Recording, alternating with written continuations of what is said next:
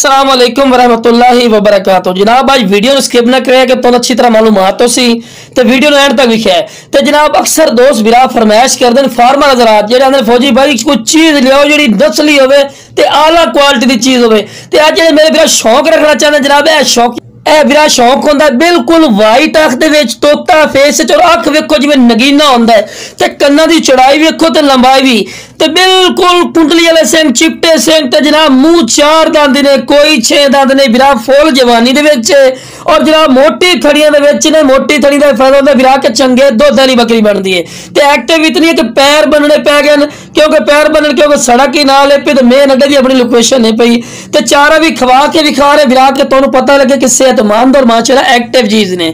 ते जेड़ा शौक है बिरा इंशाल्लाह वेख सो तुहानू बड़ा मजा उसी वीडियो वेख के भी ते क्वालिटी भी तुसी खुद चेक कर सकदे ने। चंगी लंबी वेल अच्छे दो वेखो बिल्कुल तीर वाली कर सीधी और बराबर दा थल्ला बराबर तला भी पैर बिल्कुल बराबर दे और वाइट अख दे चिट्टे सिंह हर पॉइंट वालों माशाल्लाह प्लस ने और लंबी गर्दन दे विच ए नस्ली चीज होंदी जनाब जेडी लाख रुपए वाली होंदी ने। लेकिन फौजी गोड फार्म ते इंशाल्लाह मुनासिब रेट ते मिल सी कोई नजायज रेट नहीं मिलता।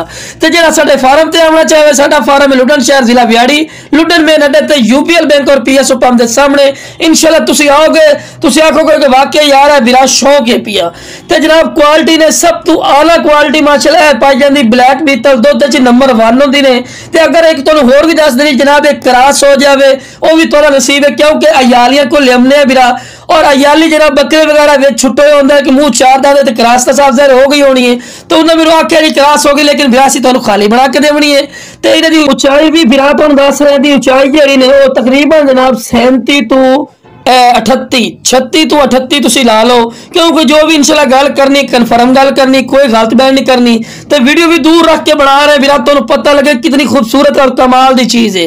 तो जनाब इसकी लंबाई जी 48 तो 50 इंच माशाल्लाह लंबाई सौ और मजीद भी है ऊंचाई कर सी इंशाल्लाह। और जनाब खूबसूरती की इंतहाई ने जितनी बंदा तरीफा करे फायदा नहीं होता खूबसूरत चीज अपने मुंह आप बोल दी है।